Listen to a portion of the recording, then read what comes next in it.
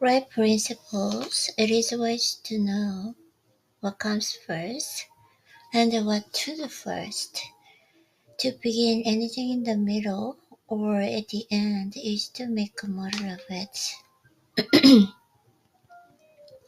The lessons of patience, purity, gentleness, kindness, and steadfastness, which are contained in the principle of self-control, are slowly learned by men, yet until they are truly on the man's character and the success are uncertain and insecure. Praise the man who has perfected himself in self-control, where he maybe he's a master indeed. It is an old saying and a good rule that practice makes perfect, and he who would make his own the wisdom which is inherent in those principles must not merely have them on its lips, they must be established in his heart. To know that man receive what they alone can be bring, he must do them and give them out in his actions. Sounds method. The true method does not end with the ordinary arrangement of the material things and external relationships of life. This is but its beginning. It enters into adjustment of the mind, the discipline of the passions, the elimination and choice of words in speech, the logical arrangement of the thoughts, and the selection of right actions. Therefore, be orderly in work, be accurate in speech, be logical in thought. Between these and slowness, inaccuracy, and confusion is the difference between success and failure, music and discord, happiness and misery. True actions. Following right principles and methods come true actions. One who is striving to grasp true principles and work with sound methods will soon come to perceive that details of conduct cannot be overlooked, that indeed those details are fundamentally distinctive or creative according to their nature and are therefore of deep significance and comprehensive importance. And this perception and the knowledge of the nature and the power of passing actions will gradually open and grow within him as an added vision and new relation. As he acquires this insight, his progress will be more rapid, this pathway in life more secure, his days more serene and peaceful. In all things, he will go the true and the direct way, unswayed and untroubled by external forces that play around and about him. Not that he will be indifferent to the welfare and the happiness of those about him. That is quite another thing, but he will be indifferent to their opinions, to their ignorance, to their ungoverned passions, by true actions indeed. Is meant acting rightly toward others, and the right doer knows that actions in accordance with truth and above for the happiness of those about him, and he will do them, even though an occasion may arise when some one near to him may advise or employ him to do otherwise. True actions may easily be distinguished from false by all who wish so to distinguish in order that they may avoid false action and adopt true. As in the material world, we distinguish things by their form, color, size, etc., choosing those things in which we require and putting away those things which are not useful to us. So in the spiritual world of these, we can distinguish between those that are bad are those that are good by their nature, their aim, and their fact and can choose and adopt those that are good and ignore those that are bad. In all forms of progress, avoidance of the bad always precedes acceptance and the knowledge of the good, just as a child at school learns to do its lesson right by having repeatedly pointed out to it how it has done them wrong. If one does not know what is wrong and how to avoid it, how can he know what is right and how to practice it? Bad or untrue actions are those that spring from a consideration of one's own happiness only and ignore the happiness of others, that arise in violent disturbances of the mind and unlawful desires, or that call for the concealment in order to avoid undesirable complications.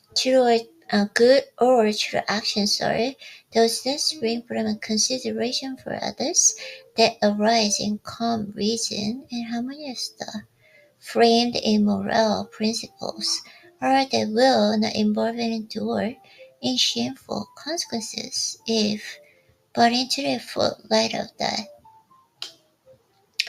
The right doer will avoid those actions of a personal pleasure and gratification which by their nature bring annoyance, pain, or suffering to others, no matter how significant those actions may appear to be.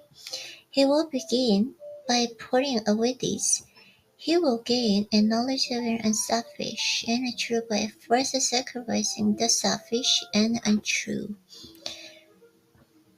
He will learn not to speak or act in anger or envy or resentment, but will study how to control his mind and will restore it to calmness before acting. And the most important of all, he will avoid, as if he would in a drinking of deadly poison, those acting in trickery, deceit, and double dealing, in order to gain some personal profit or advantage, and which leads sooner or later to explore and the shame for the doer of them. If a man is prompted to do a thing which he needs to conceal, and which he would not lawfully and frankly defend, if he were examined of witness, he should know by that it is a wrong act, and therefore to be abandoned without further moment's consideration.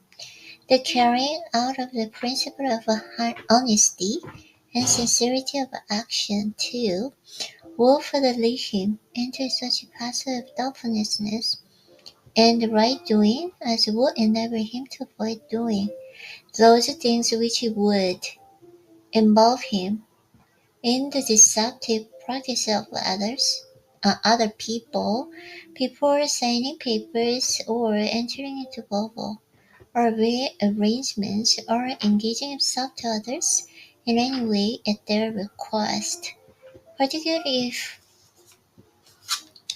they be strangers. He will first inquire into the nature of the work or undertaking, and so enlightened, he will know exactly what to do and will be fully aware of the importance of his action.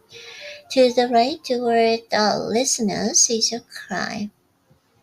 Thousands of actions done with a good intent lead to the disastrous consequences because they are acts of thoughtlessness.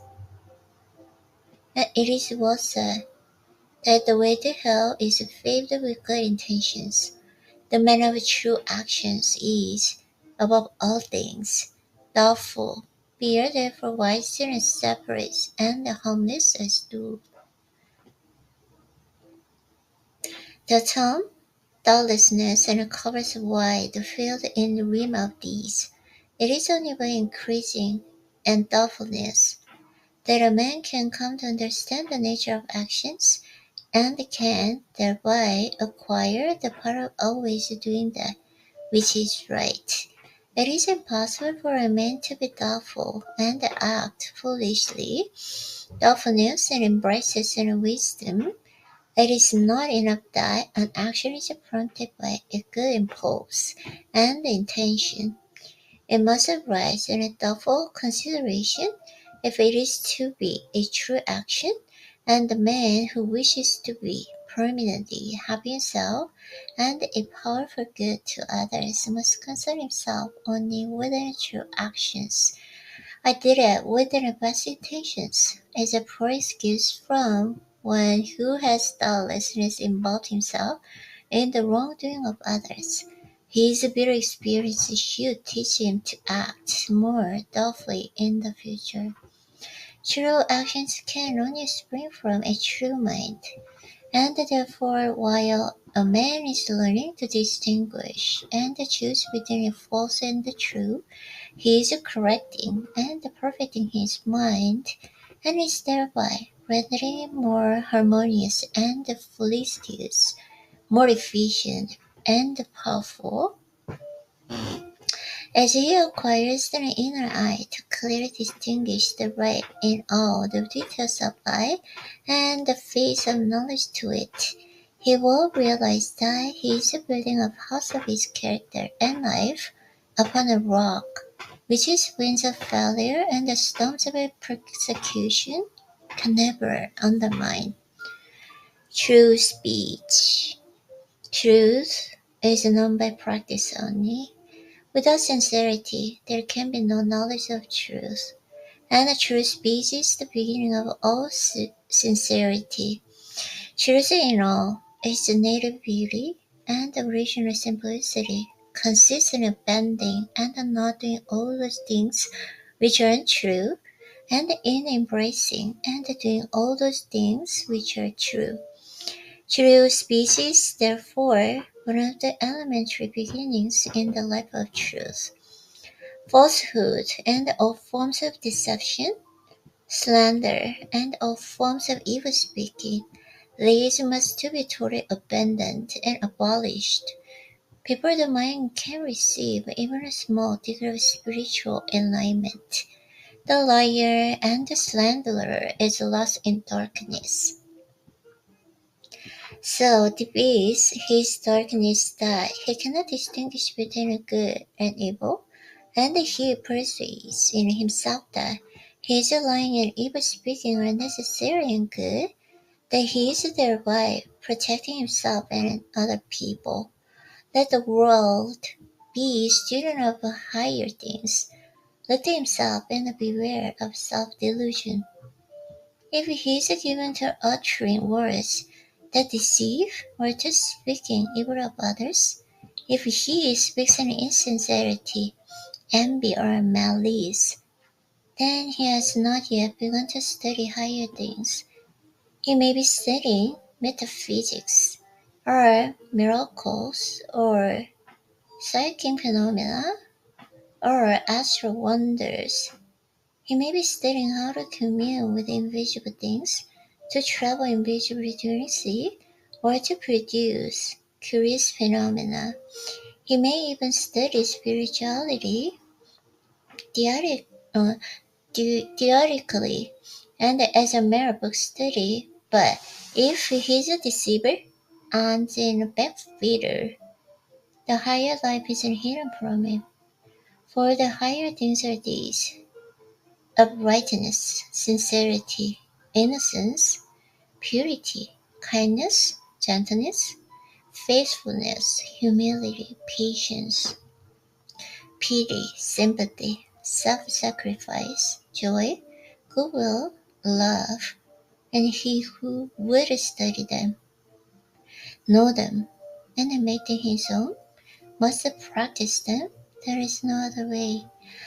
Lying and evil speaking belong to the lowest forms of spiritual ignorance, and there can be no such thing as a spiritual enlightenment while they are practiced. Their appearance are selfishness and hatred.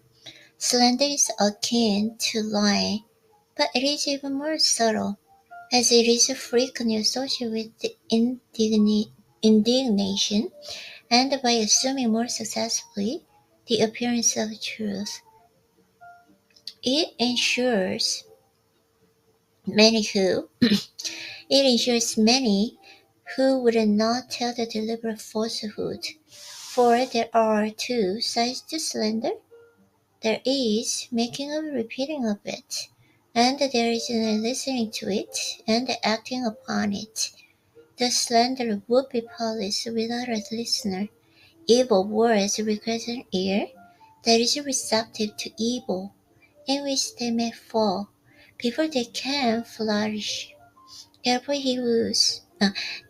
he who listens to the slanderer, who believes it, and allows himself to be influenced against the person whose character and reputation are defamed, is in the same position as the one who famed and repeated the evil report. The evil speaker is a positive slanderer. The evil slanderer is a passive slanderer. The two are cooperators in the propagation of evil. Slander is a common vice and a dark and deadly one. An evil report begins in ignorance and pursues its blind way in darkness. It generally takes its rise in misunderstanding. Someone feels that he or she has been badly treated and filled with indignation and resentment, unburns himself to his friends and others in vehement language, exaggerating the enormity of supposed offense on account of a feeling of injury by which he is possessed. He is listened to and sympathized with. The listeners, without hearing the other person's version of what has taken place, and on no other proof than the final words of angry men or women, become cold in their attitude towards the one spoken against, and repeat to others what they have been told. And as such, repetition is always more or less inaccurate.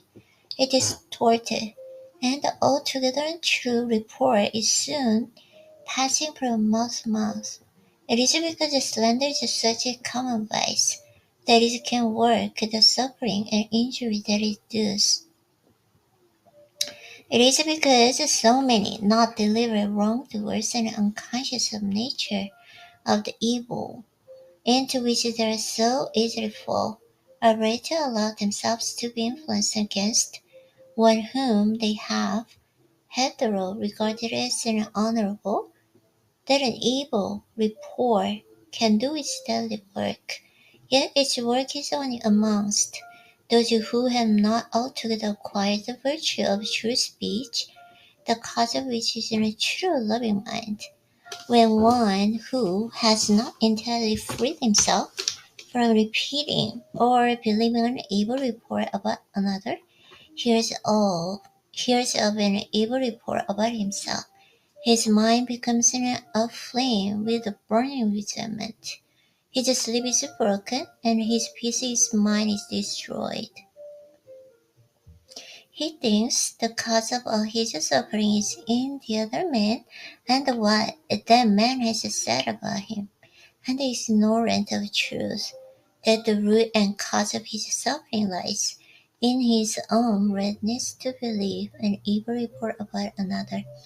The virtuous man, he who has attained the true speech, and whose mind is sealed against even the appearance of evil speaking, cannot be injured and disturbed about any evil reports concerning himself, and although his reputation may for a time be stained in the mind of those who are prone to suggestion of evil, his integrity remains untouched and his character unsoiled.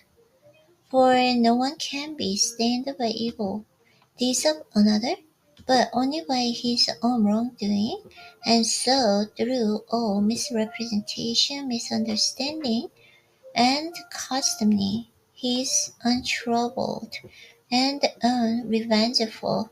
His sleep is undisturbed, and his mind remains in peace. True speech is the beginning of a pure, wise, and well-ordered life. If one would attain to purity of life, if he would lessen the evil and suffering of the world, let him abandon falsehood and slander and die and war. Let him avoid even appearance of these things, for there are no lies and slanders so deadly as those which are half-truths, and let him not to be a participant in the evil speaking by listening to it. Let him also have compassion on the evil speaker, knowing how such an one is binding himself to suffering and unrest. For no liar can know the bliss of truth, no slanderer can enter the kingdom of peace. By the words which authors is and remains a spiritual condition declared.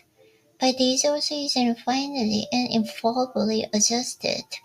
For the divine master of the Christian world has declared, by the words shall thou be justified, and by the words shalt thou be condemned.